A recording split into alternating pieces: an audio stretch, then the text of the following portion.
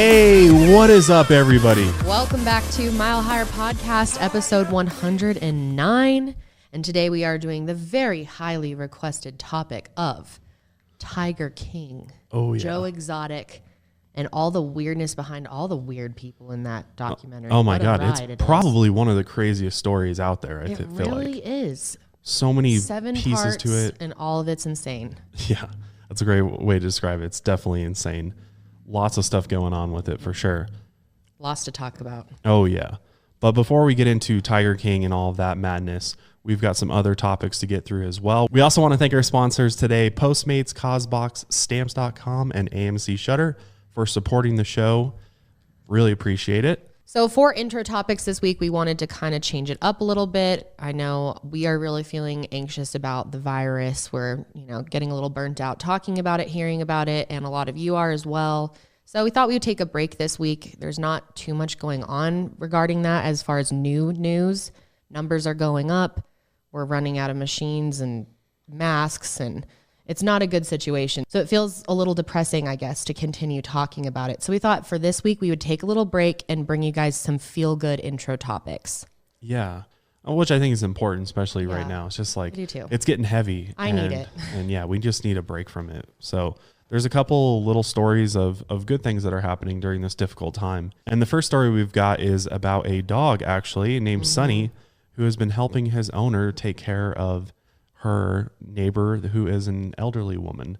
And she actually trained her dog Sunny because she wanted to find a way to help her neighbor out who has been on oxygen for a long time, has underlying health conditions. So it's very dangerous for somebody like that to go out in public right now and get the essentials that they need. So, and obviously you don't want to put them at risk by exposing yourself to Exactly. them, because you don't know if you could be carrying it, since we don't know, there can be no symptoms and there's not enough testing to ensure everyone doesn't have it. So a dog is perfect. Yeah, right? It really is.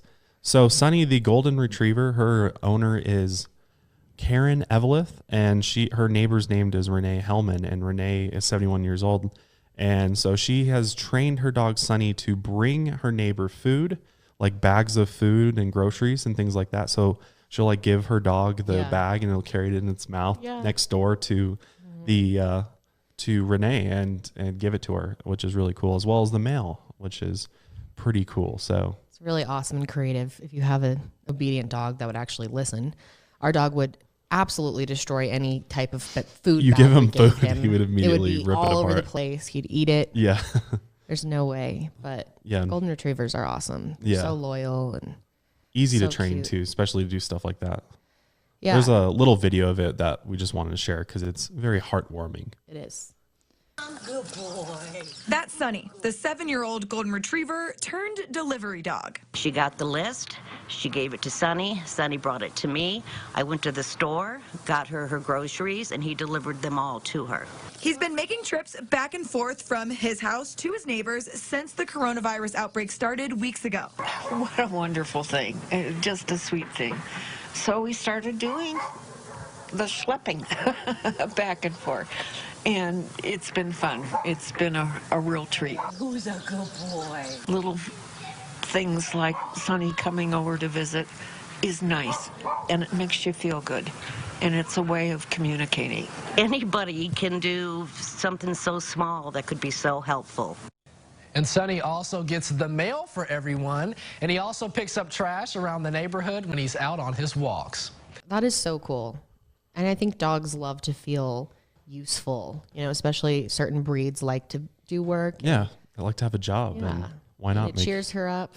Good situation all around. Yeah, good neighbor too. Yeah. Especially in these times, you want to step up and do what you can for the people around you if you can. Especially the elderly. Absolutely. But the next story is another sort of positive story as a result of this global pandemic that's going on. And one of the benefits that this is having is with the planet and the climate specifically. We've talked about this before, but the climate has gotten sort of a break from all of the human activity. And because of this, and because we're all locked down right now and not out, enjoying the world and traveling and going on vacation and visiting beaches and things like that, the sea turtles are going to be able to lay more eggs than they've been able to lay for a very long time in India. They could lay up to 60 million eggs this year, which the sea turtle is an endangered species. So this is huge that they're going to have an opportunity to hopefully create a lot of new offspring than they previously are able to, because there's not going to be a bunch of human activity on the beach that they lay their eggs on. Well, that's normally the biggest threat to them other than predators and everything else. And that's why they normally have wildlife experts sealing off, nests and stuff. But people still mess with them, unfortunately. Well, yeah, and there's only so many of those people. So. They can only protect so many. So, people are dumb on the beach and just think that they can fuck with wildlife. Yeah, I mean, we got really lucky. Like right before all this happened, we happened to be in Hawaii, and we got to see I got to see one of these giant sea turtles for the first time. Yeah, well, it's interesting. In Hawaii, the turtles there specifically come out onto the shore and lay there and take naps on the beach, and it's no other breeds of turtles do that, I don't think. So yeah, we got to see them, but at first we were worried something was wrong with it because it was just laying there. Yeah. But yeah, there was a wildlife person there making sure everyone stayed 6 feet back, but that isn't always the case. Sometimes people just come across a turtle and they'll start petting it or mess with the eggs or do who knows what, and that's the biggest threat to them, being able to continue their species. Right, and on this particular Indian beach, they have issues with people, not only tourists coming on there and disrupting the nests and stuff, because they only have like 20 people for all of this area of land of beach to protect. And so tourists fuck with the turtles, and then poachers come in and take eggs and then sell them in markets and things like that. So it's going to be a better year for them, because all of the wildlife professionals are going to be able to not have to worry about all the crowds of people, and they'll be able to protect the turtles a lot better than they normally can, which will mean more turtles will hopefully make it back out into the wild and help this endangered species carry on. So yeah, and we talked about last week how we're seeing some positive effects when it comes to climate change of us all being stuck inside our houses. So I feel like what we're coming to the conclusion is that we are a nuisance to our planet. Yeah, I mean, I don't know how you can deny that we are not having an effect on the planet, because it's very obvious. It's very obvious. Look at China. They were shut down, and all of a sudden the skies cleared and all of that pollution and smog moved out, and clearly, who's making the pollution and smog? Again, we are. So it just shows us that this planet will correct itself after we're gone. And that nature is going to be okay, and that animals are going to be okay. They're going to be able to survive this, but we may not. Yeah. Right. Anyway, there's your positive news. Well, it's kind of a transition into this last story, because it's definitely a serious and news. Not really positive at all, but huge. Very big. So the Kennedy family had another tragedy hit them. And if you're not familiar, we have done episodes on the Kennedy curse. A lot of people believe that there's a curse on the Kennedy family because they've had so many deaths in their family and a lot of freak accidents and things that are just unnatural, and then tons of miscarriages and children dying and disease and just misfortune overall. And this is just another example of a freak accident that has happened to another Kennedy. Yeah, it's really crazy to think about. I mean, all of these things that have happened to them, it does make you wonder if there's something else going on or something more at play here, because it's really crazy. So Maeve Kennedy Townsend McKean, who's the granddaughter of Senator Robert F. Kennedy, and her 8-year-old son Gideon have been presumed dead after the canoe that they were paddling in the Chesapeake Bay apparently capsized this past Thursday. So what happened is that they were playing outside, and I guess the ball went into the bay. Yeah. And so the mother and the son got into the canoe and paddled after it.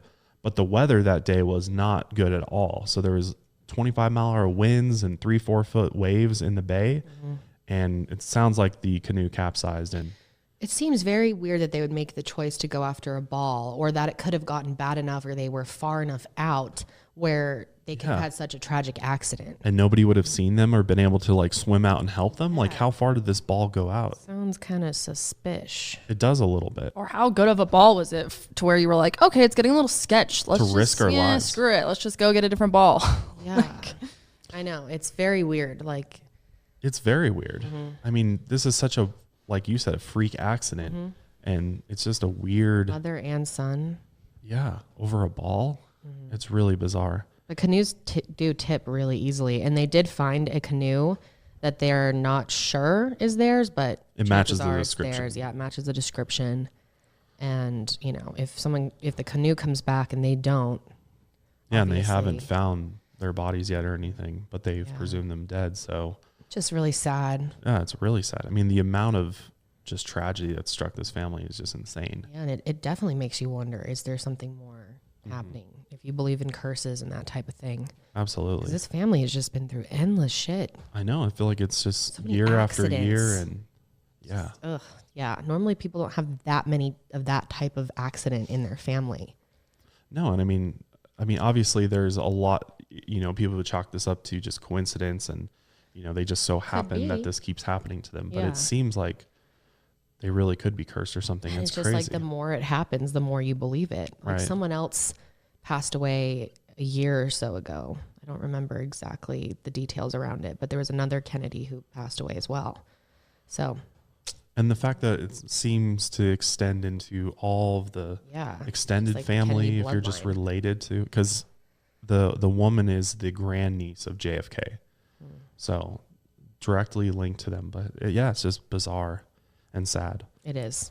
But let's get into Tiger King because we got so much to cover, so much just craziness to talk about. Yeah. And of course, this is a huge spoiler alert. We're going to be exposing everything in the documentary in this. So if you want to be surprised and watch it on your own for the first time, I wouldn't continue in this episode or come back to it after you've watched it, because this is really a conversation for people who've watched this. This has become such a phenomenon. It really has. Especially because we're all, in isolation and bored. Like everyone's on Netflix. I wonder if it would have such a boom without this whole time.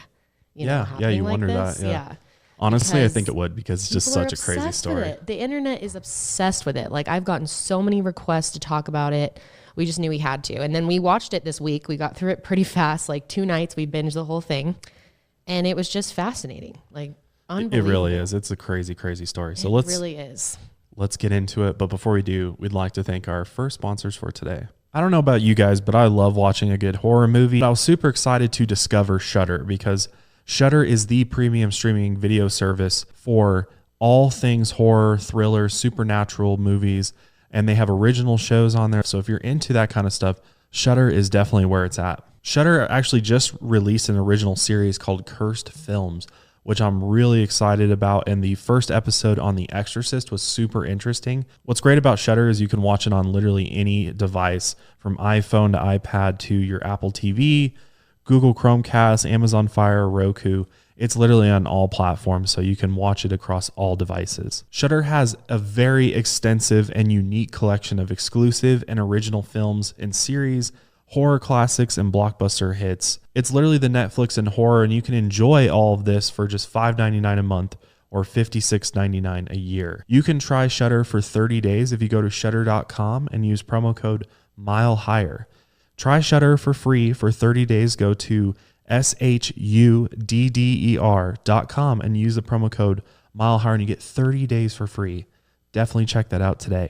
So I am really into subscription boxes, and recently I have found my new favorite box, and it's called CauseBox. CauseBox is a quarterly subscription box, so it comes 4 times a year, and it's a box that's curated for women by women, and it's filled with all sorts of amazing products and brands that are ethical, sustainable, or have a positive mission to give back and make the world a better place. Every Cause box is limited edition and comes with 6 to 8 full-size products, which Janelle will be displaying in the background if you are watching here on YouTube. And you will get everything from skincare to jewelry to homewares and accessories. She's showing the bento box. That is right, a reusable bento box. And the coolest thing about it is you get over $250 worth of product for only $50. This month, we also got a Pure Cosmetics 4-in-1 correcting primer, and Pure Cosmetics is a great brand. It also came with a jade roller, which is awesome for skincare and relaxation. And the best part is we got our listeners a discount. Just go to causebox.com/milehigherpodcast and use the code milehigherpodcast to get 30% off your first Cause box. That means your box that's worth over $250 will be less than $39. So go check out CauseBox right now. I can tell you firsthand, you're going to love it. All right, so let's get into the Tiger King, aka Joe Exotic. His real name is Joseph Allen Maldonado Passage. That's his married name. Everyone in this whole documentary has crazy names pretty much. I like to call him Crazy Joe. I mean, he's a crazy individual. But we're going to be talking about all things that have happened in the documentary, but we also have some information as well that wasn't in the documentary that is also very interesting about Joe's life and his background. Because I think it's important before you judge the entire situation, I think it's important to have sort of all the facts and the full story so that you can make your own opinion. I mean, for some people, it's not going to be very hard to make an opinion about Joe or this crazy story at all. People seem to be super opinionated about Joe, like either way. Either people really like him or they really hate him, or I guess some people are just kind of in the middle, and that's where I seem to be. Like, Joe's a really interesting character. He has one of the most interesting personalities. He really is. I mean, that's the best way to put it. Is he's a personality for sure. He's a total character. He's almost like a YouTuber before YouTube started in a way. Like, he's been filming everything forever. He's this really likable person in a way. Like, he's entertaining. Maybe not likable is the word, but just intriguing. It's like a train wreck. You can't even look away from him. He's just so out there, so bizarre, and so confident in himself. And I think that's why it's kind of hard to look at him in a negative light. But this guy, this is one shady ass dude. Oh yeah. There's so many things that he does. Yes. But before we get into everything, I wanted to just allow you to listen to him talk. Because if you haven't seen this and this is your first time ever hearing about Joe Exotic, before we go into all the details about his history and everything, you got to just hear this guy talk. And if you're watching, see him so that you can really get a good picture of who this individual is. So we'll go ahead and just play a little clip from his YouTube channel. Actually, he had Joe Exotic TV. And so we'll play a little clip of him just talking so that you can get an idea of what Joe Exotic's all about. Welcome to the GW Exotic Animal Park. I'm Joe Exotic and this is Sarge. And we'd like to welcome you to one of the world's largest accredited rescue facilities for exotic animals. Here you'll find almost 170 big cats and almost 128 other species. Be sure and sign up for the Animal Adventure Endangered Tour. Here at the Animal Park, a tour of your lifetime, where you'll spend 2 hours touring the park and getting up close and personal like this with cats and other animals that you'll never see anywhere else. So be sure and stop by and visit me and Sarge and the other animals here at the GW Exotic Animal Park. And we'll see you there. So Joe Exotic has this whole YouTube channel. You can go see it. It's Joe Exotic TV. And that's why I mentioned that he's kind of like a YouTuber ahead of his times, because he's been filming everything just on a janky old camera forever and uploading it to the internet for not many people to watch. Like, he would do this like weekly live stream and like 80 people would be on at a time. But he has so much out there. And Joe is really, in a way, like he seems like he's trying to be kind of like Steve Irwin. Like, that's how he wants to be seen, like an animal advocate and educator and rescuer. Right. Initially, that was his intentions, or it seemed. But like, do we really know? Shit gets crazy over the years, and he gets very poisoned in a way by money and the industry and the realities of people keeping exotic animals in this country and how out of control it is. Right. And he gets roped into all of that. Right. When at one point he was kind of an advocate for animals. He really was. Or at least he acted like he was. It's hard to say what he was doing behind the scenes, though, because he's got like split personalities. Yeah, definitely. So like, just to paint a picture for those just listening, he's a Caucasian guy who has like a mullet haircut. He's blonde. I think he dyes it blonde. He has like a blonde mullet. He's got piercings. Got a serious mustache all the way down his face. Dresses kind of like a cowboy. Kind of like a rock star cowboy. He's like kind of like Kid Rock. Kind of like Elton John. Yeah, a little bit. Yeah. But like more Western looking. But like a lot more Western. Yeah, like a Western Elton John. Well, yeah, and eventually like his style continues to progress over the years, and eventually he's wearing sparkly tops and hot pink tops, and he's like all about his appearance. He's very much about his appearance, or he'll dress up in the American flag, and he sells merch, and he's just, he's kind of like an influencer. Like, he's all about people liking him and how he's perceived and like building fans in a way. And he's got such a narcissistic personality. Huge ego. Definitely. Pretty much everyone in this documentary, sadly, is a huge narcissist. Yeah, pretty much. So let's talk about Joe's history and like kind of where he came from, because there's a lot of interesting things that didn't make it into the docuseries itself about Joe's background. Like, how did Joe become Joe Exotic and this private zoo owner?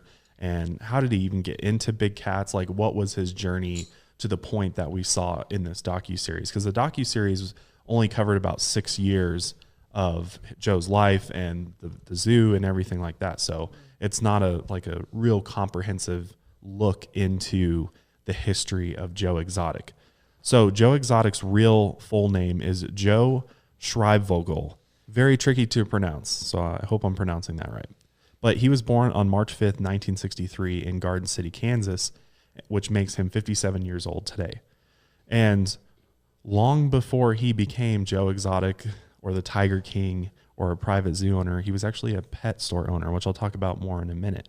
But actually in 1982, at the age of 19, he graduated from Pilot Point High School and was named police chief of East Vale, which is a small, teeny tiny town. That's so insane. I mean, at that young, becoming a police chief. Yeah.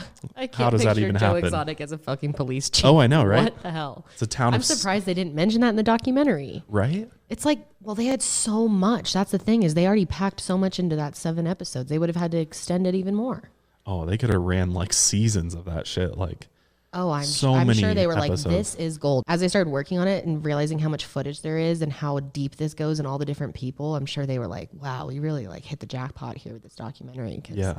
I think they're probably working on a part 2. Well, they're working on a movie now. Oh, they are? Okay, Yeah. so they are. Yeah, they're working on a Because more has movie. happened since this all came out. We'll explain, but And I mean, that's like movie gold, right? Yeah. Like, but God. yeah, I'm surprised they didn't cover the fact that he was a fucking Yeah. police chief. He's a small town police chief. Can you imagine? No, I can't. That's insane. At a young age too, like in the 80s. And the town that he was a police chief of was like just in total ruin too. So it's not like it was a lot of competition competing to become the police chief. But that's like where he kind of got his start. And then eventually he left law enforcement after he had an incident that nearly cost him his life, actually. He said that he was critically injured during a drug investigation when someone forced his car off a bridge. Gosh. And as a result of this, he was in a coma for 9 days and suffered broken bones in his back, right arm, right leg, ribs, shoulder, and I nose. remember him talking about this though. Right, This but was here's the documentary. thing. It was, but in the docuseries, he doesn't say it was this, what I just described. Yeah. He says it was something else completely. Yeah, he did. What Yeah. did he say it was? He said it was a suicide attempt, remember? Oh yeah, that he jumped off a bridge because his parents were He like drove off a not bridge or something. accepting of him for being gay. Right. So he completely made that up. Well, we don't know. That's the thing, is both of these, like, He we jumped don't off really during know. a drug investigation. Because during his time in law enforcement. So it could be that he didn't want people to know he was in law okay. enforcement. So then he made up Maybe the that's it. suicide attempt. But at the same time, we don't really know which story is true. Interesting. Yeah, isn't Can't that? trust Joe, man. No, you really can't. So after this accident, obviously he can't do, it really fucked him up physically. His body, he's wearing a brace on his leg, and he's definitely not in the same physical shape anymore. So that's when he went to work at Pet Safari, which is a pet store in Arlington, Texas, that he eventually bought. So that's really where he kind of got his start with animals, was as a pet store owner. And in this city, though, he was often targeted because he would put up the flag of the United States with rainbow stripes, and he'd hang rainbow bunting and stuff, and he would be like discriminated against by the city for doing this. Issued actual citations 18 times. Yeah. That's crazy. Because he was gay. That's terrible. So this was brought up a little bit. Like, he really struggled with. He did. I mean, Texas, Oklahoma, and especially being in the industry that he's in, definitely is difficult at that time. Joe definitely alluded to this discrimination in the docuseries about him being openly gay. I mean, he's living and working and owning a business in Texas, Oklahoma. Yeah, and he grew up in a more conservative house as well. And he said that his dad, when he told him that he was gay, made him shake his hand and promised to not come to his funeral. Yeah, like, Isn't that terrible? God, it's crazy. Yeah. I mean, I don't know if it's true because now I don't know what I believe about Joe as far as his stories, but it seemed like he was really went through the ringer when it came to his sexuality and how he was accepted, and went through a ton of discrimination. Definitely a major obstacle for him to overcome in his life, and constantly facing that judgment and discrimination by people. So after Joe owns his pet store, he actually had a brother who was already in the animal business and had the sanctuary going, or had a zoo type situation going. And he died tragically in a car accident, I believe.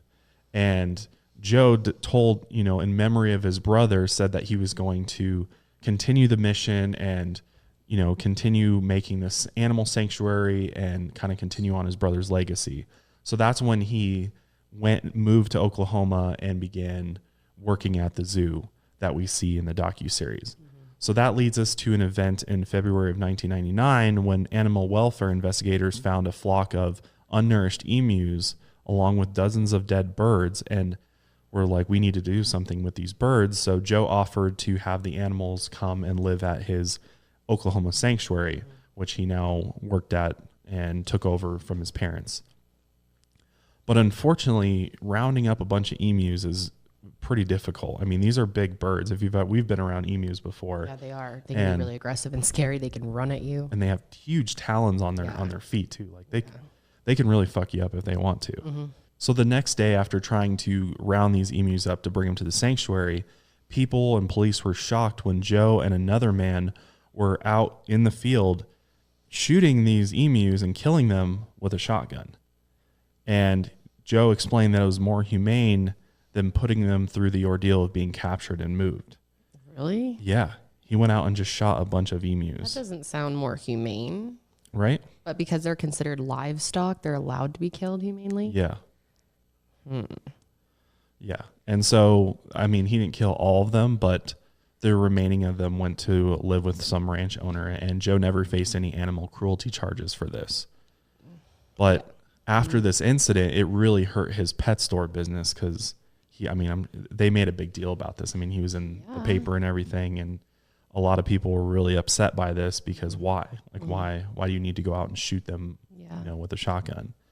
So that's after this incident happened is when he actually decided to leave the pet store behind and then work full time at the animal sanctuary and start, building the zoo. So Joe opened the GW Animal Park in 1999, and this park sits on 16 acres, which is a decent amount of land, but honestly, it's really not that much land when you consider how many animals that he had there. He had over 200 big cats at one time, including tigers, lions, ligers, so tiger lion mix, mountain lions, any type of big cat you could possibly think of, panthers. I mean, he had everything there. Over 50 species of animals all live together in this 16-acre exotic animal park. That is so insane. Yeah. That's just so many animals to take care of. 200 big cats. Right. That's ridiculous. Well, it seems like Joe, initially I think it is trying to say, because like there's all these cats that people, so I guess we should explain the issue and the reason why he acquired so many is, one, there's a lot of people that buy big cats when they're cubs and then they grow up really quickly.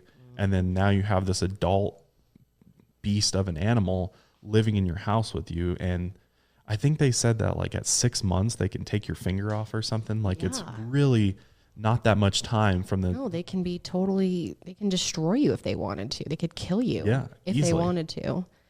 But yeah, it's bizarre. There's a huge amount of people in the United States and around the world, but mainly in the United States, that have exotic animals like this. And there's actually more tigers, and I think is it just big cats or tiger? I think it's tigers specifically that are in captivity than are in the wild. Yeah. Like there's 4,000 in the wild and 10,000 more in captivity because we're breeding them. People are keeping them as pets. And some people are keeping them as pets, like in regular ass houses. It's illegal, but some people do it, or it depends on where you're living. Depends on where you live. There's some states where it's still legal to have. Remember my neighbor? Like I lived in a really like suburban neighborhood as a kid, and one of our neighbors, like across the street in the neighborhood next to us, had a tiger. Like someone called the police because they saw this like Siberian tiger looking out the fucking window at the neighborhood at like people driving by. Oh. Just in their house. Like they don't even have a big yard space or anything. That's crazy. That's just crazy. Yeah, it was insane. I think, and it makes you wonder why. Like, why are people getting these animals full well off, knowing that this is a ginormous cat that could kill you real easily? Like, and they're why? just not supposed to be kept. That's not how they're supposed to be living their lives. No, these animals are huge, and they're meant to roam large areas of land and have huge territories and hunt. And this has brought up a huge debate beyond, with people all over the internet about what is okay when it comes to keeping animals, exotic animals, and what's not. And, questioning some of these places that allow you to come in and play with them and pet them, and, whether or not they're in cages. Like most good sanctuaries are completely free roam. There's tons of space. There's no cages. Like here in Colorado, we have Right. one. We have the some type of wildlife rescue. Janelle, will you look it up? I forget the name of it. But it has hundreds of acres Mm-hmm. for these animals and for their environments and habitats to be. And, And they have bears, and they actually have a ton of 50 different tigers from Joe Exotic. yeah, I which think will it's like explain 30 or 40 how of they them. ended up with them. But okay, it's called the Wild Animal Sanctuary in Keensburg, Colorado. We haven't had a chance to visit it. And right now you can't really leave your house, but eventually I would love to go there, because they're an example of someone or a place that's doing it right. And there's a lot of people that are in this industry for the wrong reasons, and that's what this documentary really shows. Yeah, it definitely What is it explores about the for these larger people? issue for sure. Yeah.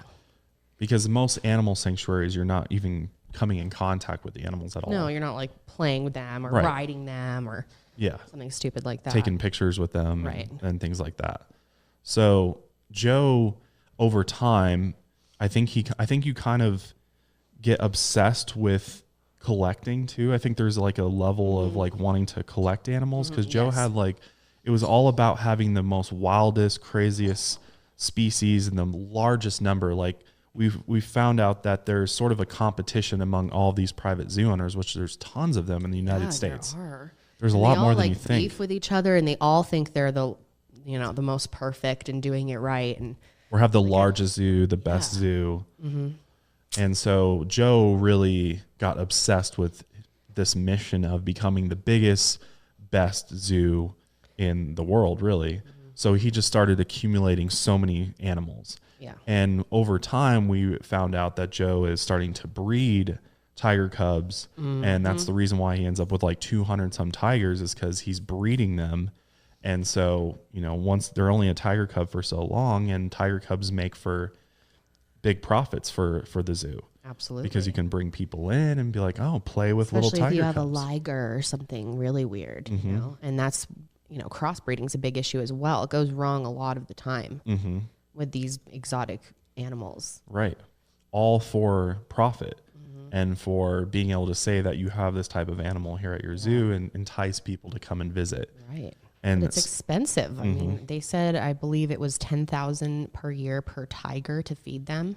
and that's Joe probably was on a like, I low could do it for estimate. 3,000. Oh yeah, right. Because Joe likes to get these Walmart trucks.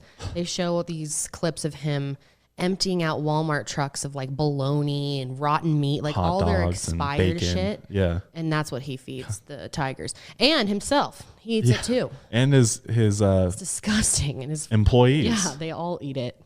Well, did. They're not doing it anymore, but Well, that's a good point too. Is that this is a whole full scale operation. Like Yes. Joe is the head of his zoo, but he has all these people that are really loyal to him, and at the beginning seemed to really like Joe and enjoyed working at the zoo and in close proximity with these cats. But it seems like these people are just kind of like random misfits that end up working at the zoo. Like none of them are really experts or trained or, someone that would be working at a credible sanctuary or real zoo. A lot of them, like one guy was like, I just got out of prison and I checked Craigslist and I saw there was a listing to go work at the GW Zoo. And I was like, I've never done that before.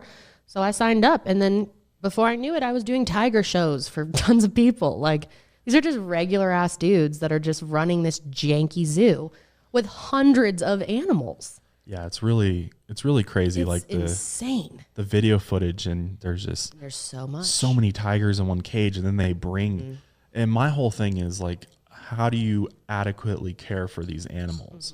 And it seemed like at the beginning, Joe was really passionate about the animals to some extent and wanted to make sure that they were happy and fed. But at the same time, it's hard to really believe that that's what was happening, because then as his zoo got more popular and, more press and things like that, it seemed like it was more about the money and the image The and show. being the best in the Image. show. Yeah. It's all about image for Joe. That's like all he cares about. yeah, I mean, you can just go watch his YouTube channel and see that. Yeah. Like, it's all about Joe, Joe Exotic, because that's where he came up with his name, Joe Exotic, for himself. Yeah, and he even does like music videos, this guy. Like, which, you know what? What? That's not him singing in those music videos. I was going to say there's no way that's his voice. I'm like, that voice is not coming out of that fucking man, because he has like a chipmunk kind of voice. Yeah. And then it's like this really deep country voice coming out. Like good. Like it sounds decent. So he just lip syncs over someone else. Yeah. So he's a terrible lip syncer too. Yeah. You know what the tea with that is that so Joe, you know, he's got the zoo. He had a potential reality show. Remember, like the producer came in the producer's and on the documentary. Was like, you know, let's start a reality show about this because this could do really well. This is really good TV. There's lots of drama. There's all this crazy stuff going on. He had tons of experience, so he helped him kind of put it together in an actual show with a theme song. So Joe cons these two artists, I forget their names, but he gives them the material to write the song. So they write the song and perform it, and he says, once my reality show makes it big, then you'll get paid. Oh, and the reality show never turned into a reality. He never was able to sell the show to a network. And so these people got completely ripped off, and Joe made all these music videos and took credit for it and everything. And that's so funny. And it was never him singing. That's crazy. Just another example of, and that's the thing is there's so many things that start unfolding that really Joe starts showing his true character. Yes. For sure. Definitely. He's a pretty big liar. Now, the main thing in this documentary, the big point of focus is Joe's terrible relationship, or I guess, what are Beef. they? They're like enemies. Enemies, for sure. Mortal enemies. Feud. That's the right word. With Carole Baskin, who is an animal rescuer in a way. Yeah, I guess that's what she would like to be known That's what she as, calls herself. An animal advocate, and she has a sanctuary called Big Cat Sanctuary. In Florida. Yeah, and someone the other day told me like, oh, I was a big fan of Big Cat Sanctuary. Like I have a magnet on my fridge and I just can't even believe what's coming out about her. Right. Because there's some tea when it comes to Carole Baskin. Oh, yeah. Well, her whole thing is that she is on a mission to shut down the private animal ownership and private zoos. And she doesn't think anybody should have these big cats, and definitely not allowing people to touch them and have this like under the circumstances that Joe is having them. She believes you can have them, and she has her own sanctuary, but it's all rescue cats. Like she's very against breeding, and she's against cages, and she wants them to roam freely. But she talks a big game for what she actually does. Right. Yeah, she claimed to like rescue hundreds of cats, but then they showed Joe went to her sanctuary and took a tour, and he only saw like 12 animals there. Yeah, they couldn't find any more than 12, which was weird. He's like, where are you keeping the rest of them? Because he accuses her of like having cages. And of course, these are all accusations from Joe. We don't know if any of this is true.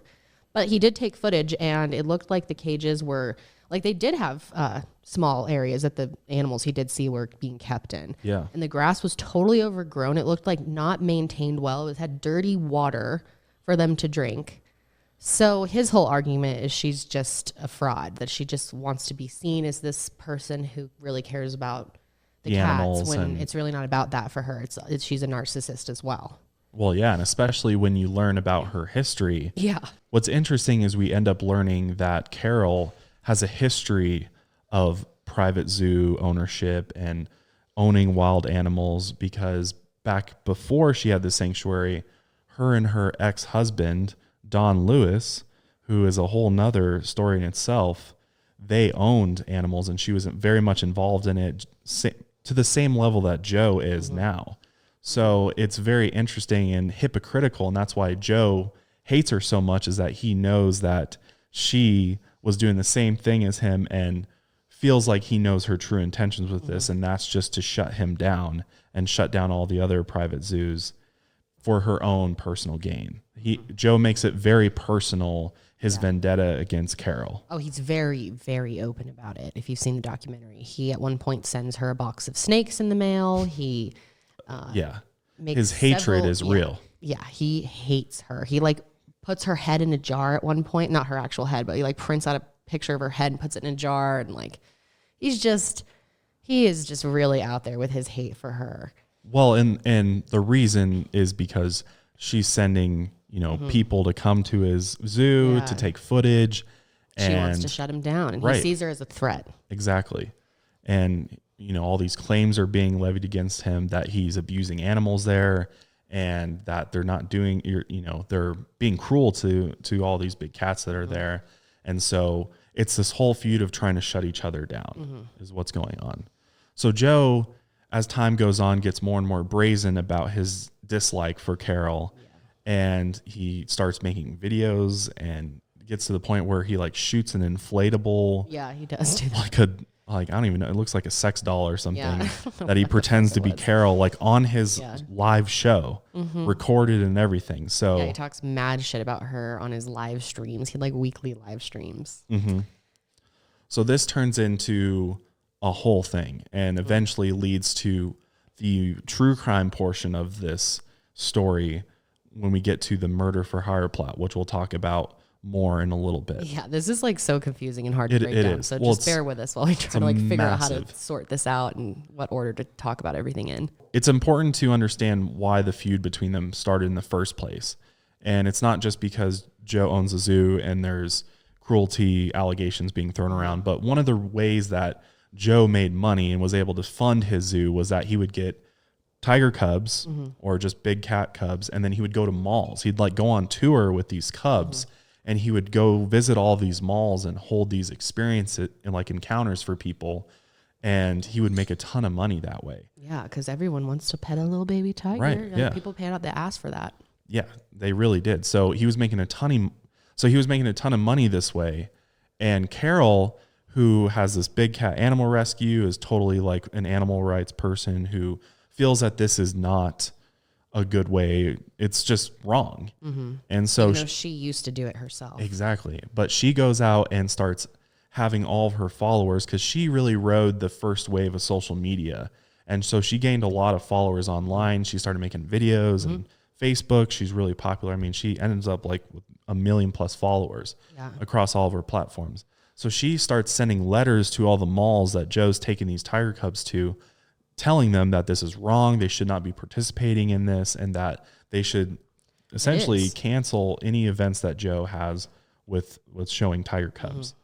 And then she has all of her followers email these malls as well, shut them down, forcing them to shut Joe down from doing this anymore. Because there should not be a baby tiger cub at the mall. No, it's just so unnatural. That's the thing. And one of the big arguments for this is like, is it okay to use animals for purely our entertainment and for our own personal enjoyment? I mean, there is a big debate here, and I kind of do see both sides when people say that in-person experiences are the best way to educate, and that's what a lot of animal rights researchers actually do say, that in a good setting, it's good for kids to spend time with animals hands-on. But I see the other point too, that it's just not natural, it's just not needed, and we should be teaching our youth to respect animals and not to touch them and to observe from far away unless they come up to you, or I mean, even then, maybe you shouldn't even touch them at all. But you know what I'm trying to say? Yeah. Like, we should teach our children to have boundaries and respect when it comes to wildlife. Absolutely. And that kind of defeats that when you're just being like, oh, pick them up and play with them and roll around at the mall. Like,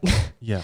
So that's what Joe's whole point is, like, this is educational, and you'll never see someone care about an animal more than when they just spent time with them. And that's the perfect time to start telling them about the climate and their environments and why we need to protect them, and there shouldn't be hunting and blah, blah, blah, blah, blah.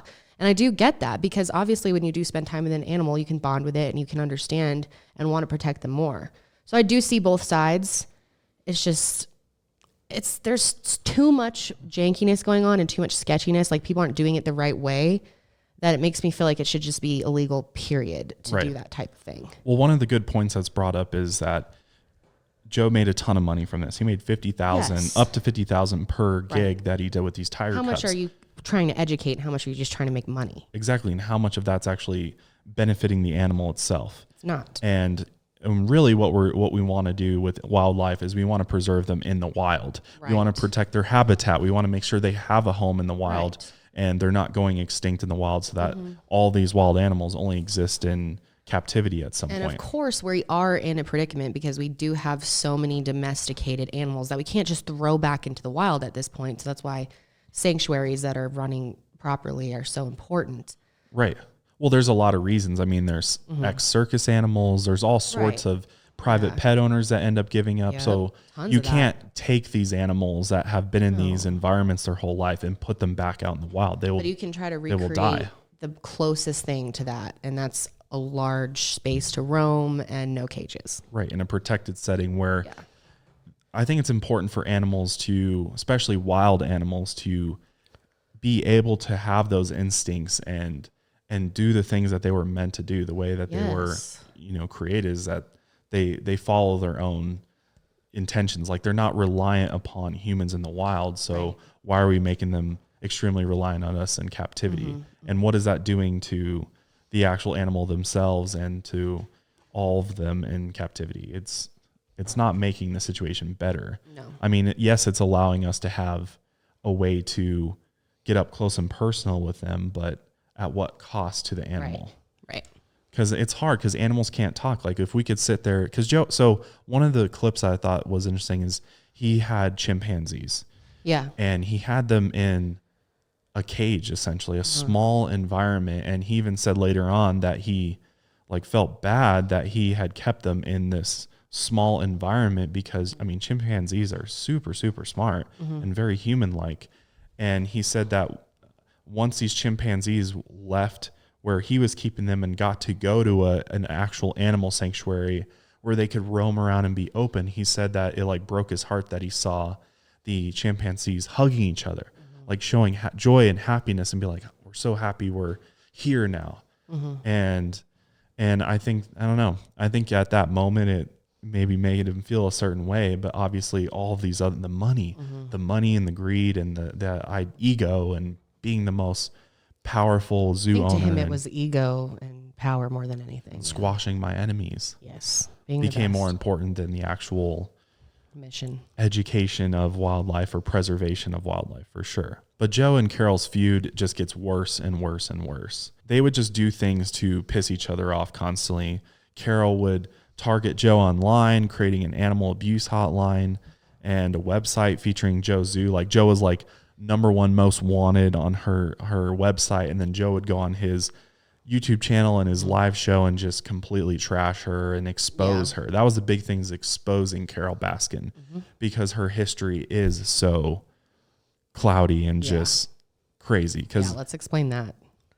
When we get into her history, and the big sort of bomb that gets dropped in the docuseries is when we talk about Carole and the fact that her husband goes missing without a trace, and Carole essentially inherits all of his estate and takes over his animal collection and everything else. Well, it sounds like, to go back a little further, they were working together, breeding tigers and selling exotic animals. And over the years, she came to the point where she felt like it wasn't ethical anymore and didn't want to be part of it. And they were clashing because he wanted to make money and she wanted to go in more of an advocate direction.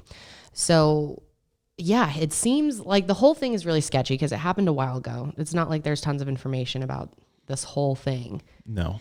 But it seems her husband seriously just disappeared.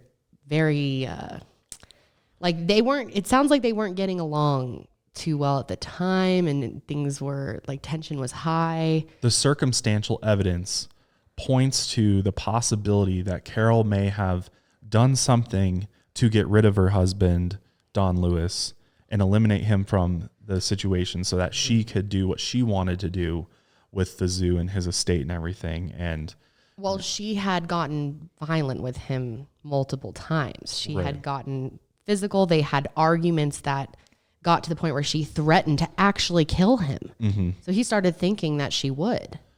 That my life's in danger. It's not like this is just some random accusation out of nowhere, because of course this accusation really comes from none other than Joe Exotic.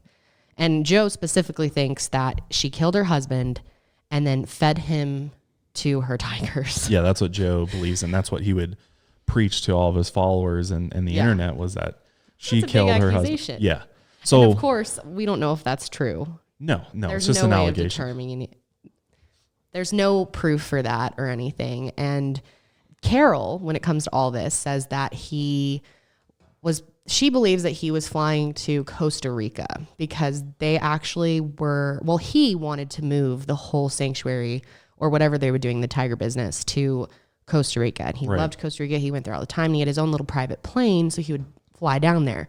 And she says that something about the area in the Gulf that he's flying over, that it's like you can't see it on radar, so he could have crashed and they never would have known. Mm-hmm. So that's what she says happened, that he crashed his plane in the ocean. Mm-hmm.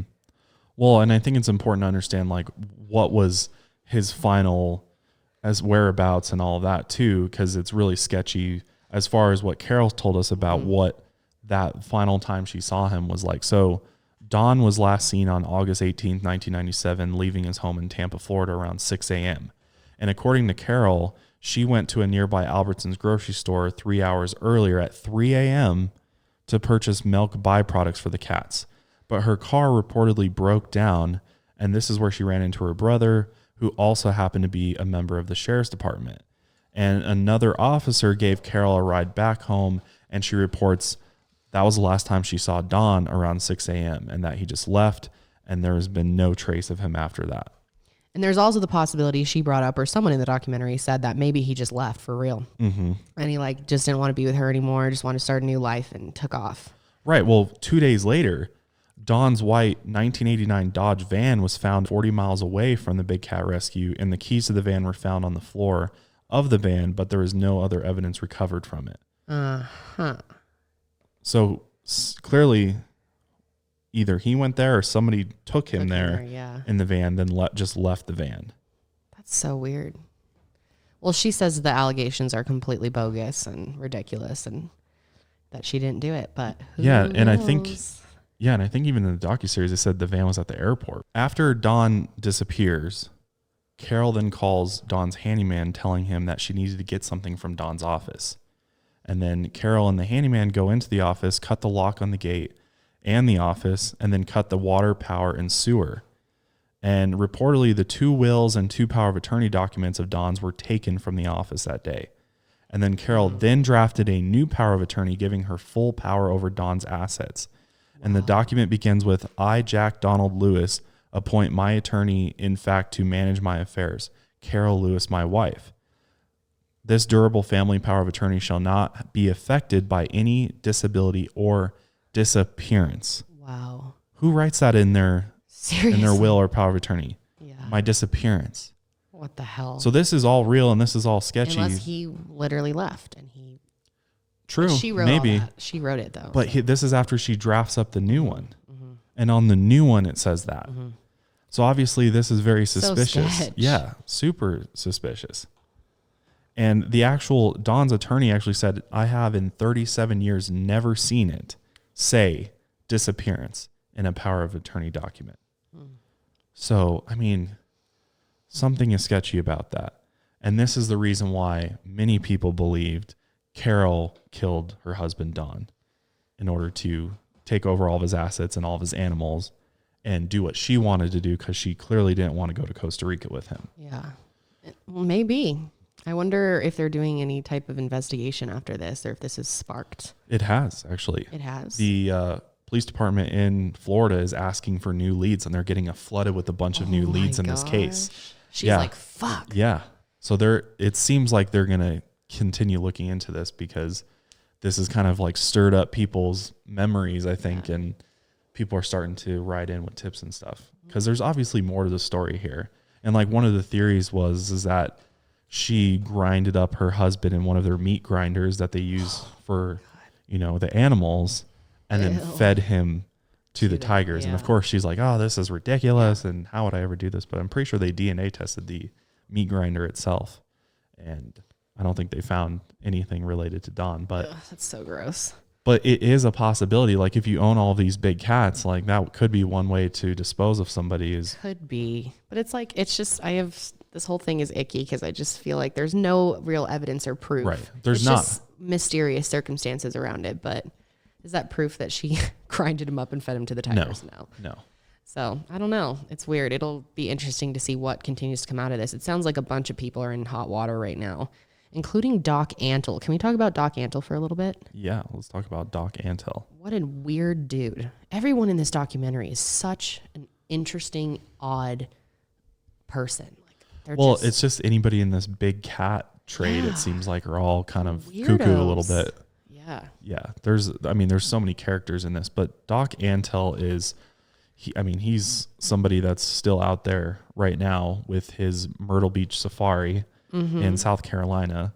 This docuseries really went into a lot of detail in explaining the whole private ownership, private zoo situation in America right now.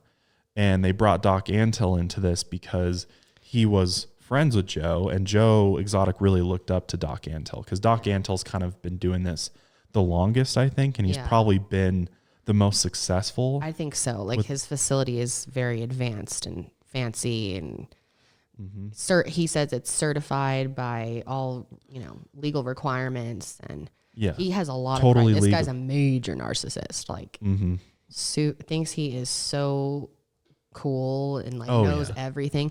And what's his full name? He goes by Bhagavan. Because he went to India. Yeah. And it was like awoken. Yeah. Had this transformation and also went to China and did some lessons. Learned Eastern medicine or something, and got a degree there. Yeah. So he calls himself a doctor. Dr. Bhagavan Antle. And Bhagavan means Lord. And he actually has his employees call him that, supposedly. So it's kind of cult-like. Right. Well, and that's what the documentary really kind of exposes, is this culture that's very cult-like, and that each facility has their own unique kind of culture. Yeah, exactly. Yeah, because even Joe's has a very interesting dynamic there too, where people are kind of scared of you, and they will do things and keep their mouth shut about a lot of things. And I think part of the reason why Joe Exotic had ex-cons and things like that is because he had to have dirt on other people so that he didn't have like people coming in there and like blowing the whistle on him on the things that were actually going on at his zoo. Totally. And Doc Antle operates a little bit differently, but his whole situation is, I believe he's got multiple girlfriends or multiple wives or something like that going on that he hires to live there. Yeah, he's a polygamist. And just like, no hate, whatever, do whatever you want. I don't give a fuck. But yeah, it's very cultish. Like that normally comes along with some very strange behaviors and controlling tendencies and abusive behavior. And it's so weird because I've followed this guy's son on social media for the last couple of years, and I love watching his videos. It's Cody Antle. I didn't know his last name was Antle. I was shook when I found that out, but I've been following this guy for so long, and he does all these videos like bathing with chimpanzees and swimming with tigers, and all of them are from the facility. So he's totally like taken after his dad, and he's built quite a big social media following through doing that. Yeah, they all have huge social media followings. Yeah, they're all really into followings and showing off the animals, and you wonder how much it's actually about the animals and how much it's about following, and just the animals are like a tool to these people, or that's how it seems, which they would totally deny that. Right. And yeah, to be fair, he would say that the animals receive the utmost care there. Yes. They get the best food, and clearly a lot of money goes into it. And when you look at the actual Myrtle Beach Safari as a whole, it does seem like they are running a tight operation there, and that better the animals than any are of these other people. Yeah. The animals are in a good condition for the most part. And but it's debatable because people, will say that, they have people come in and play with them, and they do have cage time, I believe. Yeah, they do. Yeah. That's their whole thing, is animal encounters. They charge you $600 to go on this wild animal encounter for an hour or something. The amount of money that they're generating there is insane.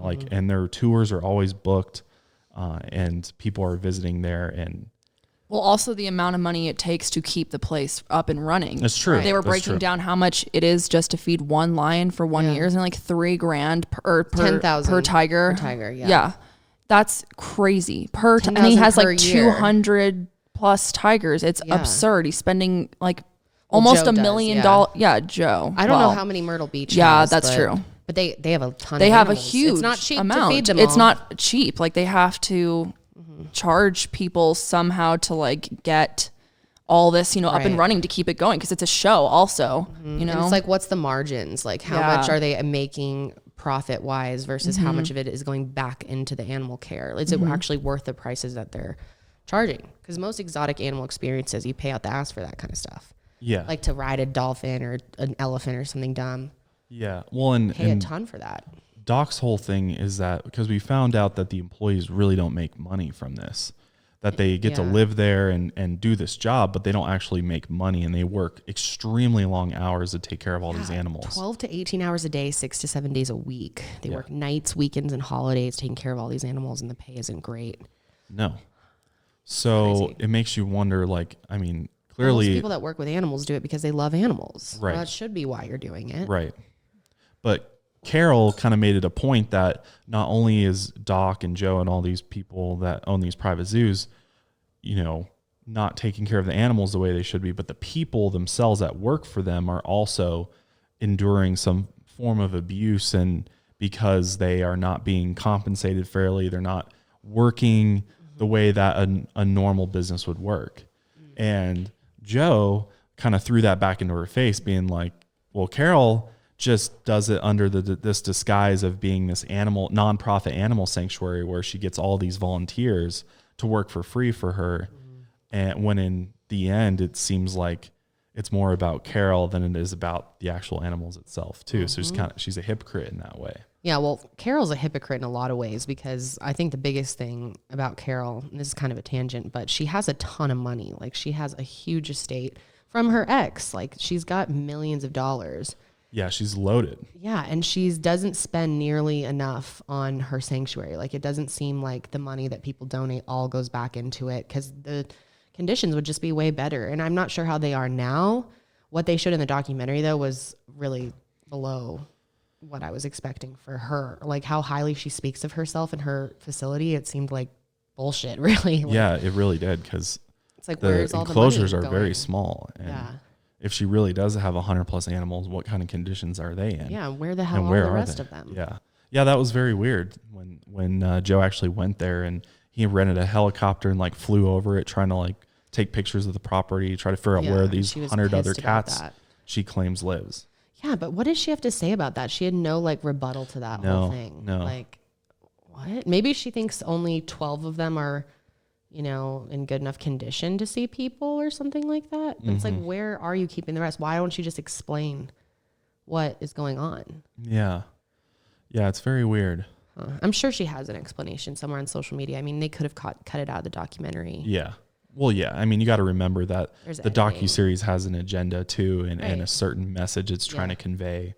So it's, you know, you can only take so much from it before you got to actually hear it from the actual person themselves and allow them the opportunity to, you know, sort of speak for themselves. Cause that's how Doc is. Like, Doc posted a whole thing after this came out explaining like, he was pissed. He was super pissed because it makes him look bad. I'm sure it's going to affect his business. Oh, it is. It in a major way.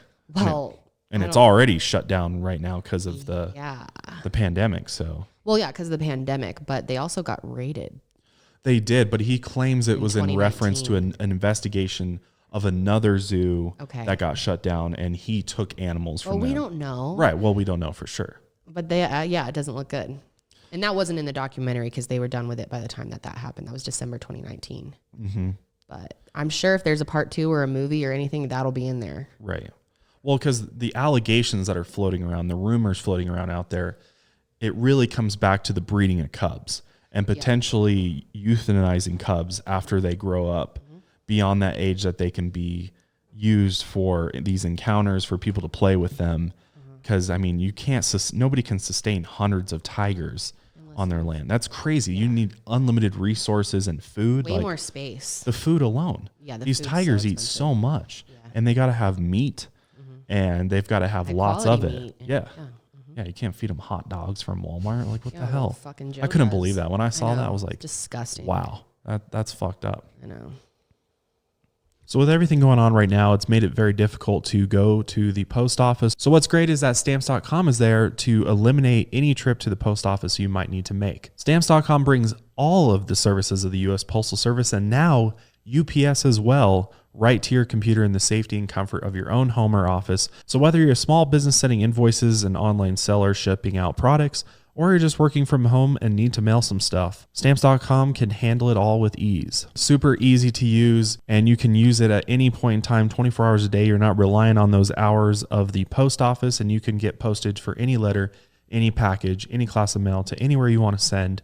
And once your mail is ready, just leave it for your mail carrier or a pickup with UPS if you need to, or drop it in the mailbox. So no human contact is required to use Stamps.com. Not only that, you will save money with Stamps.com. They give you discounts that you can't get anywhere else. So why not try it today? Right now, our listeners can get a special offer that includes a 4-week trial, plus free postage and a digital scale without any long-term commitment.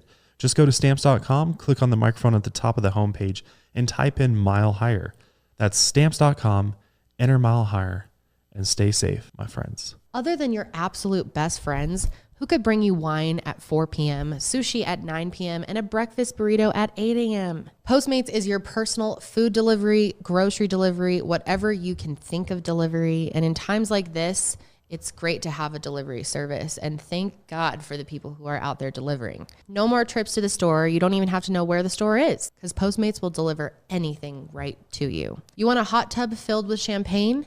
Well, they can't bring you the hot tub, but they can bring you enough champagne to fill a hot tub. Download the app on iOS and Android for free and browse local restaurants, businesses, and track your delivery. 24 hours a day, 365 days a year, Postmates will bring you whatever you want within the hour. Anything you're craving, Postmates can deliver. They are the largest on-demand network in the known universe, with more than 25,000 partner merchants.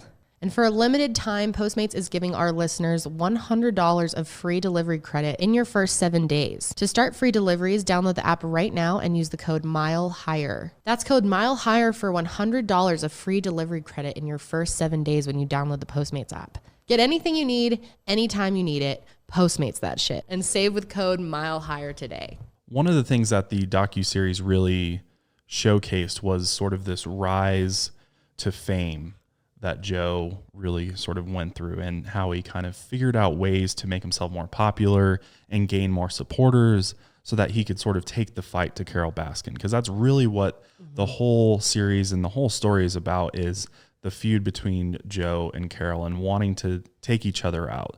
So in order to do this, Joe really took it upon himself to take any opportunity he could, because not only was his revenue getting cut because Carole was shutting down the mall visits and the Cubs and all of that. So Joe was approached by this producer to start his reality show, like we had talked about, where, you know, they were going to film everything, and they literally did film everything. And this is how he sort of donned himself, or named himself, the Tiger King. He actually had them bring a throne into a tiger exhibit or a tiger enclosure that he could sit on for like the intro to his show. Totally normal. Yeah. He wanted to be this Tiger King individual, which is just crazy. So I wanted to show this clip that shows Joe talking about how he's having to fight off all of these animal rights people, because then PETA got involved, and PETA started like sending people undercover into the zoo, because there's a lot of allegations of animal abuse here with Joe, and there's a lot of evidence of that as well, and Joe not treating the animals the way that they should be treated, and even worse, I mean, there's allegations of him euthanizing animals, just shooting them with a gun. Yep. I mean, he carried a revolver on him at all times, because he made threats like, if anybody tries to come shut down my zoo again, it's going to be another Waco. Yeah. Which, if you know about that whole incident with Waco, that was extremely tragic, crazy showdown with the government and law enforcement. I believe he said that shit. When he said that to a reporter. Yeah. And the reporter's like, whoa, man, it's like fucking crazy to say. And that just really showed his state of mind. Yeah. Like Joe. He said a bunch of just off the wall shit. Really started losing his shit. And this clip is an example of that.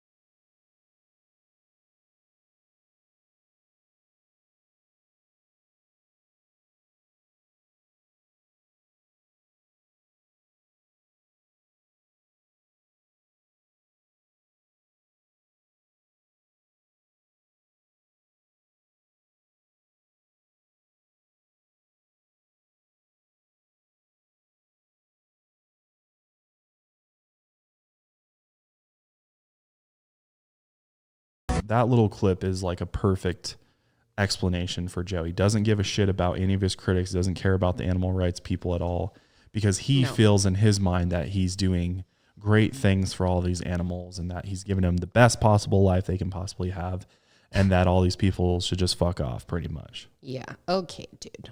So not only did Joe use this reality show, to get him more followers and fame, but then he decided to get involved in politics. Yeah. And run as Joe Exotic.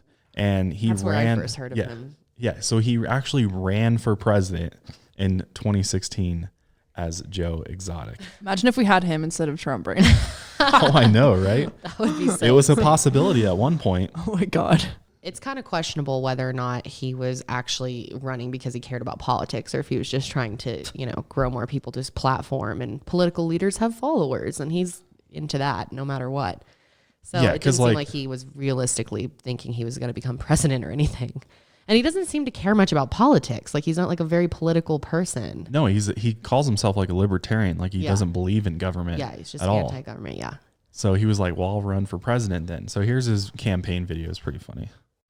I'm Joe Exotic, and today this is not going out to any kind of a presidential candidate or any politician. The purpose of this video today is to let you know who I am. First thing is, I am not cutting my hair. I'm not changing the way I dress. I refuse to wear a suit. I am gay. I've had 2 boyfriends most of my life. I currently got legally married. Thank God. It's finally legal in America. I've had some kinky sex. I have tried drugs through the younger years of my life. I am broke as shit. I have a judgment against me from some bitch down there in Florida. But I can tell you, I paid a fine with the USDA, and that is nothing but a civil fine, ladies and gentlemen. That does not mean that I was accused or convicted of any kind of animal cruelty thing. I built one of the biggest facilities and the nicest facilities for exotic animals in this country as far as a private individual goes. I'm Joe Exotic, and don't forget, I am now stepping my foot in the ring to run for president. And this is all paid for by the committee of Joe Exotic Speaks for America. Hell yeah. No Look at that picture. That eye ring is like about to fall off. Oh, man. Hanging on by a thread. Joe Exotic is really the right name for him. He really is. He's a breed of his own, that's for sure. That was the really weirdest is. campaign thingy I've ever seen in my entire life. Some I'm bitch so down in confused. Florida. Yeah, what? So it doesn't seem like he was really like serious about politics or his campaign. It's just a way to get more eyes on him. He's like, look at how many people know about Trump now. Mm-hmm. Might as well try to get in on this. Well, that video went viral and ended up on Last Week Tonight with John Oliver. Oh, and John Oliver played it on air, and that's where we originally heard of him was from that video. Okay, now I remember. And of course, that went really viral as well. So that really like boosted him and his YouTube channel, because his YouTube channel's got millions and millions of views on it now. And after the failed presidential campaign attempt, he went and actually ran for governor in 2018. Wow. And I think he came in like 3rd place or something for governor. Not much competition. But I think all of it was to just try to gain exposure for him and his zoo and you know, kind of doing it in spite of Carole as well.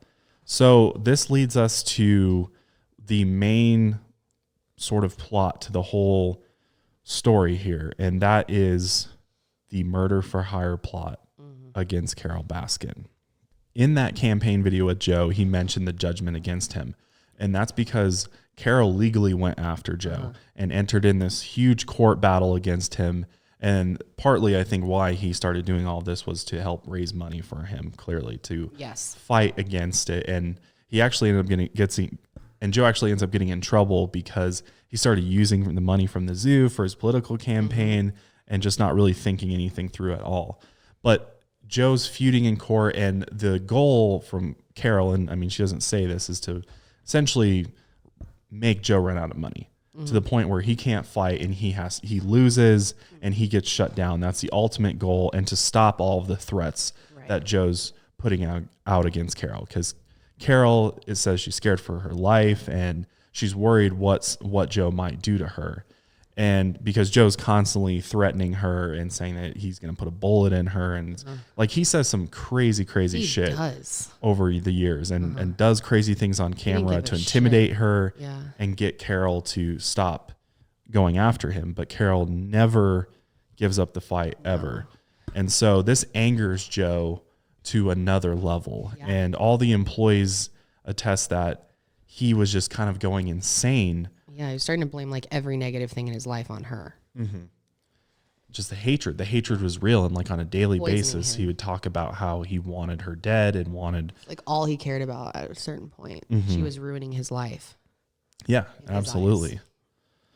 And Joe's security guard, actually, because Joe had like security at his zoo, rightfully so, because fuck, can you imagine if somebody snuck in there and let all those tigers out? Seriously, that's terrifying. Scary. That's why it's alarming to me that you can even have that many, that it's legal. Mm-hmm. Is that not insane? That there's not like a limit to the number of big cats you can have? Like what if something happens and they get let out, or there's like, shit hits the fan, doomsday, and people let them out, and it's just so dangerous. And it happened before. I think it was Fayetteville that they had the guy intentionally let out all of his tigers onto the community. Yeah, he had a bunch of tigers secretly and let them all out. And I don't understand why they had to, but in the documentary they showed that they had to kill all of them.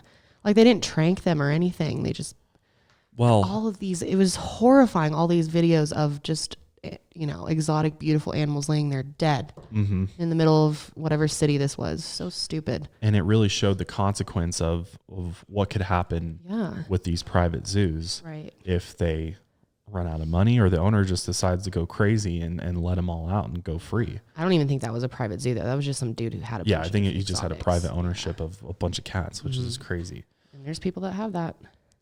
But anyway, Joe starts talking about this idea of wanting to hire a hitman to kill Carole. And there's a lot of footage of him talking about it. And at the same time, Joe's running out of money at the zoo and he needs help in order to keep it running. He's like not able to afford to feed the tigers. The situation's getting really, really bad. And that's when an individual by the name Jeff Lowe comes into the picture.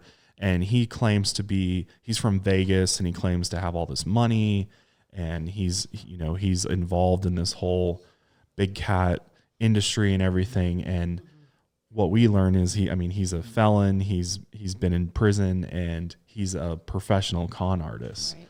So he comes into the picture and sort of helps facilitate and hash this plan with Joe to have Carole killed and completely taken out, which I don't understand how that really solves anything here at all. I know. I don't know. To just eliminate her from the planet. Like, how does that help you or help your situation? You think the lawsuit's just going to stop or that's just the way to silence her and deal with the problem? No. And he was clearly not in his right mind at all by this point because he thinks, that sounds like a good idea. Let's kill Carole. Right. Well, and just like he's been through so much. Like one of his partners, I think it's important to mention that. We should mention this. One of his, I think it was his legal husband. He married him, Travis. Yes. Yeah. Because he's married to two guys at one point. There was like a double wedding. Yeah, it was weird. He had a couple husbands or boyfriends or whatever. And Travis was like this young guy that came and like got married to Joe and said he was like a prisoner there. And Joe, it's pretty clear Joe like abused him and just was like using him for sex. And it was very much about Joe and not about Travis. And Travis wasn't happy there, to the point that Travis one day just killed himself. Yep. And obviously that plays a huge just change in Joe's life and his demeanor, and he really loses his shit. And imagine if he's saying all this crazy abusive stuff just on camera, what he said behind the scenes. Oh, and I know. What their so much we didn't see. Could have been like. He's a total abuser. Well, and the producer of the reality show. Oh yeah, we got to talk about that incident too. Right. With the alligator. Oh, there's so much. Oh my God. I know. This could just go on and on. Seriously. And I know there's going to be so many things that are like, people, you forgot this, you forgot this, you forgot that. It's impossible to cover it all. We need like 3 podcasts on this. Yeah, that's why there is a podcast on it that Wondery's doing. Yeah, let's mention this. There was a studio that they had, or like his TV studio where they filmed the show. Yeah, and it was like, because he had so much footage. Like they were taking endless footage. He constantly had a cameraman on him, like, film me do this, film me do that. And they just had tons of this footage to work with. And then suddenly one day Joe goes in there and the whole thing is burned down. And it's also attached to like an alligator. It's the same building. He's got like half of it is his studio. The other half is his alligator enclosure that has a bunch of alligators in it. Yeah. So he claims that an arsonist came in and lit the place on fire. And he, of course, he probably thinks it's Carole or something like that. Mm-hmm. That's what he tries to make it seem like, that clearly some animal rights or probably not animal rights person, but Carole or PETA or somebody that doesn't like him came in, intentionally lit the entire building on fire, burn it to the ground really quickly because there was accelerant put in the actual building when the fire started. And all the alligators were burned alive. Yeah. And there's this footage of him where he's like trying to say what happened, but they put in all of his outtakes, and he's like, they were burned in an incinerator of fire. Boiling, and then he's like, oh, never mind. Let me say that different. They were burned in a boiling, it's not the weirdest thing. Like, he was more concerned about how everyone saw this event than the actual event. He didn't seem that distressed that his alligators were just murdered. And so the allegation is that he lit it himself and that he wanted to get rid of footage that was stored. Right, because the producer of the reality show had all of his tapes or hard drives stored in the studio area. And the producer said that, like, if you guys saw the things that I captured, they would completely, he would have been in so much more trouble than he already ended up in. Yeah, canceled is the right word. Yeah, canceled from everything.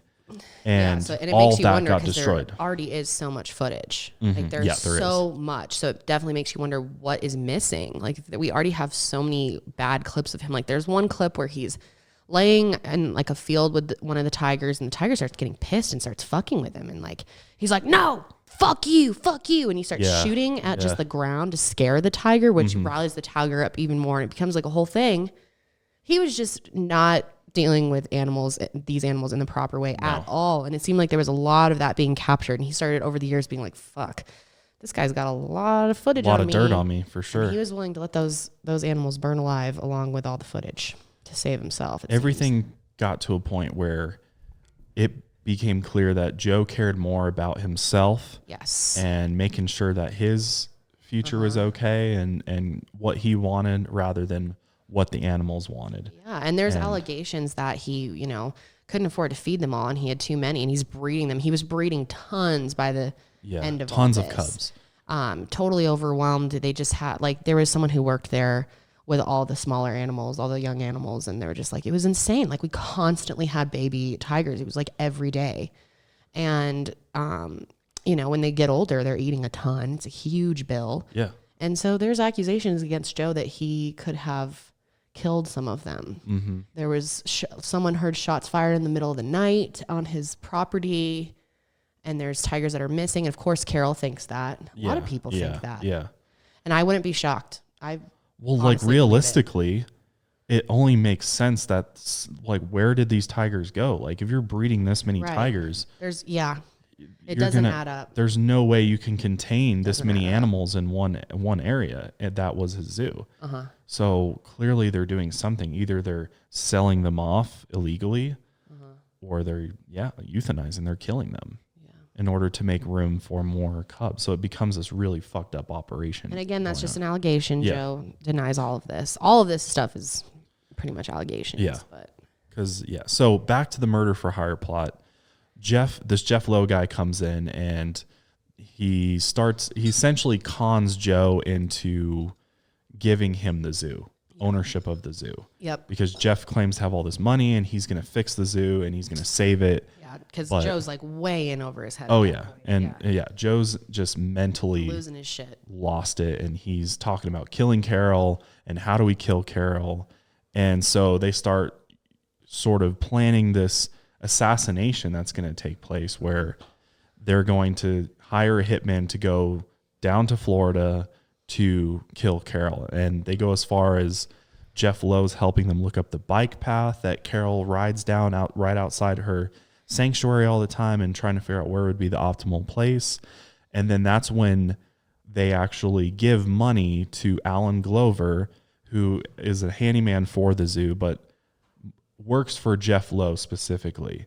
And this is all like a point of contention with Joe, because he claims that this is like all Jeff Lowe's idea and making, and he really has not much involvement other than the fact that he's vocalized that he's wanted to kill Carole, and that he gave $3,000 to Alan to kill Carole. Well, sorry, dude, but legally that means you paid for someone to murder someone else, and that is very illegal. Mm-hmm. It's interesting, like, people want to give Joe a pass. There's like so many people that like want to get him out of this whole situation or think he was screwed over, and it's like, what? Like, well, I agree that this whole situation was sketchy and that Jeff Lowe also should get in trouble. But what the hell? Like, he did this. Yeah. Well, and in a way, I understand why Joe sort of, or not sort of, he believes he was set up. Yeah, because does. It is a setup in a sense. It seems like a lot of people think that. I guess he was. Yeah, he got taken advantage of. He was mentally in a horrible, horrible place. I mean, he clearly did not even really know what was going on. That's true. He's angry. He had his zoo just taken over because Jeff Lowe fucks him over hard. Yeah, and completely doesn't follow through with any of his promises that he makes Joe. Bitch. Yeah, it is. He was really out there murdering animals. I have like absolutely no sympathy for him. Because I mean, this is a huge amount of detail involved with this, and that's why it'd be a good idea to watch the series. But in a nutshell, what happens is that the money's exchanged, then the feds get tipped off, the FBI gets involved, and essentially Jeff Lowe and his business partners and Alan Glover all flip on Joe and tell the FBI everything, and the FBI is able to start making a case against Joe, not only for murder for hire, but for all these animal cruelty charges, like a bunch of different charges against him, because the mission then becomes take Joe down. Yeah. And that's exactly what happens, is that the hitman we still don't know if he ever even went to Florida, because the hitman himself says that Alan Glover says he never was going to do it. I chickened out. And so I just took his money. Yeah. Yeah. They screwed him over, but it still doesn't make it any better that you paid someone, you had a financial exchange in order for them to murder someone else. Right. Like, what? So Joe's whole argument is that the plan never got even to a point where Carole would have been killed or anything, because it never made it that far. Why did he give him money then? Right. Well, that's the thing. Yeah. I don't believe much that comes out of this dude's mouth, to be real. Why not? But then like Doc Antle, who's like taking Joe's side, says, why would anybody hire a $3,000 hitman? Like, that's like not even a thing. Right. If you're going to have a hitman do this and do it in a way that's, completely secret, then that would cost way more than $3,000. Who would kill anyone for $3,000? Like, how stupid do you have to be to think that they were actually going to do it? Yeah. But like, remember in the Jennifer Pan case, right? I was just thinking about that. A really low amount. Yeah, a really low amount. A couple thousand for each of them. There was like 3 dudes that tried to do it. Like, people will do dumb things. It doesn't mean that you're innocent because it was a low amount. Like, clearly he thought it was what they were actually charging him for that. Why else did he give him money? Yeah. And that's he was low on cash, dude. So it was all he had. It makes no sense. I mean, that's all you need. There just has to be that murder for hire plot going. There's other people that should have been accountable too. It's not fair in that sense. There should have been more going down, but like, yeah, I don't know. But there's enough evidence. And he's such a piece of shit. Like, okay, I know people are going to get mad at me for saying he's a piece of shit. I'm not. But like, he is. Like, I don't know what people want. Like, he literally has done all this crazy shit. He says he threatens to kill someone constantly. You can't do that kind of stuff. And karma catches up with you for treating hundreds of animals that way. And I personally think that if you murder an exotic animal, it is the equivalent of murdering a human. It's so atrocious, and to all for your own benefit. I think he deserves it. Yeah. I don't have much sympathy for him. Well, yeah. And the whole reason he gets caught is because Jeff Lowe and this other business partner, James Garrettson, they get the FBI to, after it falls through with Alan, and Alan's like, I chickened out, and that 3,000 one falls apart. They partner with an undercover FBI agent who poses as another hitman, remember? And this fake hitman says, I'll do it for $10,000. And this is the actual evidence the FBI uses, is because Joe says he'll purchase burner phones and a pistol from the black market for the hitman. He was going to do it. And he said he was willing to sell some tigers in order to get the money too. So he has all these things that clearly lead. He wanted Carole dead, period. He was going to do whatever he had to do to do it. He deserves what he went mad at that point. Yeah. He was just completely dead set on getting a hitman to kill Carole. So that's essentially how he gets caught, is he gives it right to the FBI, the undercover agent, and they build the case against him and eventually arrest Joe in Florida. And that's when he's actually indicted on all the charges, and then they raid his zoo and they find a bunch of other violations that they put on him as well. A lot. So Joe gets ultimately charged with the murder for hire plot, shooting and killing 5 tigers in 2017 as well, because during the raid on his zoo, they unearthed 5 tiger skeletons. Yeah. So dude was totally murdering tons of animals over there. He's such a fraud. And then the illegal sale of cubs. That's like the biggest problem is the sale and breeding of cubs. It's like, doesn't matter how likable or entertaining a person is. He's trash. That's how I feel about Joe. Yeah. I mean, just that's the thing is like a lot of people want to give people passes based on their like personality. He's like so charismatic. Exactly. He's like, he's a likable, like he's got a likable personality. Part of the LGBT community. Right. Like, he's this really funny guy, sings. He does, like, yeah, he's likable. But that doesn't mean he's not a shady piece of shit. Exactly. It doesn't excuse his actions or the decisions that he made. Yeah. And I just straight up murdering an exotic animal, you are trash. And I have nothing else to say. Right. And the biggest telling thing too is like none of us have been with Joe. None of us have ever worked with him. And from the footage that I saw, he looked like an abusive human being. And most of the time he's on camera, he's acting a certain way. Like he knows he's on camera. So, but the biggest thing and most telling thing for me, in my opinion, about this whole thing came when the trial came around. All of his employees testified against him pretty much. Yeah. Joe had nobody by his side other than his that says a lot, dude. New most recent husband was like the only person who stood by him through the trial. And all of his employees and zoo managers and everybody testified against him and attested that he was this abusive, cruel person. And he did do these really fucked up things that he claimed he didn't. And so Joe was ultimately found guilty on all 19 charges that he was charged with and sentenced to 22 years in prison for it, which is where he is now. He is serving his 22-year sentence. He's trying to appeal it, and he believes it was a complete setup. And of course he does. He doesn't understand why because Jeff Lowe, the hitman, and all these guys, I believe, were given immunity for flipping on him and helping the feds build the case against Joe. Which isn't fair. No, I it's agree. not. That's not fair. And maybe they took advantage of his mental state, knowing they were never going to do it, or they're just going to take his money and run pretty much. But that doesn't make his, involvement in crimes any less bad. No, and I mean, it got really bad. Here's something that wasn't seen in the Netflix series. The Humane Society did a 4-month undercover operation in Joe's zoo in 2011, and what they reported is horrific. The investigator states that the tiger cubs were punched, hit with whips, and dragged during training. Park staff were also instructed to lie about the tiger cubs' ages due to the USDA regulations about excessive tiger cub handling. Tiger cubs' eyes, who weren't even open yet, were reported to have been passed around by the guests of the zoo while they cried out in distress. So like newborn tigers that should be with their mother are being pulled and just given to people to play with, essentially. And what if a kid goes and drops it and breaks its back? Or something? It's just so irresponsible. Children were seen being bitten and scratched by tiger cubs.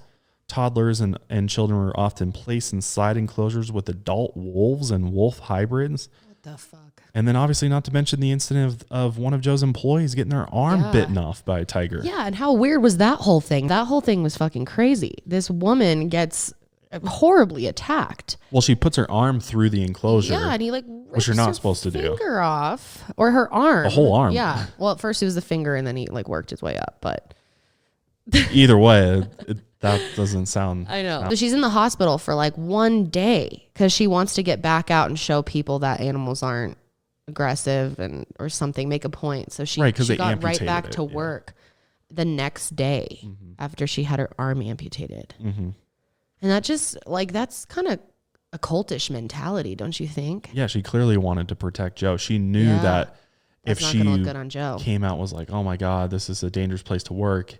She definitely took Joe's side and wanted to protect him. Imagine not quitting after that. Yeah. Can you imagine getting your arm ripped off and then insane. The next day you're there telling the news, I'm happy to be back at work. I don't know. So stupid. I mean, I understand how some people are able to do that, but fuck. That's crazy. It's very, very odd. But back to the investigation, they also found that he had 5 endangered tigers, a bobcat, a baboon, 6 baby skunks, 1 adult skunk, 5 baby raccoons, a baby peacock, a goose, a groundhog, a rabbit, an iguana, and 3 federally protected hawks that died, one being placed in the dumpster while it was still alive. Oh my God. And then there was a horrific scene in which a horse was shot 5 times, struggling greatly before finally dying and being fed to the big cats. Terrible. And according to the report, the zoo is under further investigation for the death of 23 tiger cubs in a 13-month span. Yeah.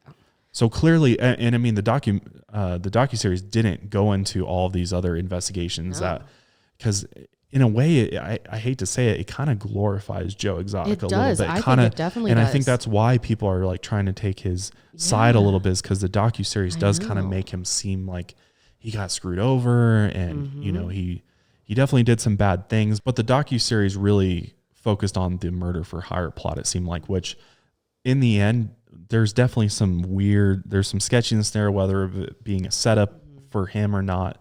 But you can't excuse all of these wildlife violations. This guy deserves to be in jail. Like 22 years may not even be enough for his ass. And yeah, I feel like people have come out of this so like just swayed about Joe. Like they just like him. So that's not how the world works.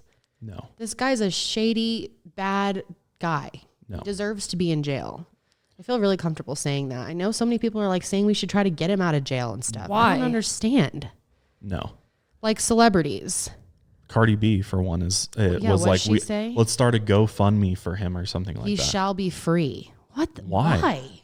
Just because he's a character? He deserves to be locked up. It's good. Wiz Khalifa, at the rate we're going, a lawyer going to take on Joe's case just for clout and really free the Tiger King. Why would we want to free an individual who, like the way that I look at it, and even Joe looks at it this way. He even says, while he's in prison, I understand why it's so bad to keep animals in cages, and that's because it kills their soul. He literally says that. Okay. So that tells you right there that there's karma right there. Right, exactly. You deserve it. He got what was coming to him. Karma catches up with you, and if it's one event that puts you in jail, like it doesn't excuse everything else. No, it doesn't. And I absolutely believe that animals have souls, and they have some level of consciousness to them.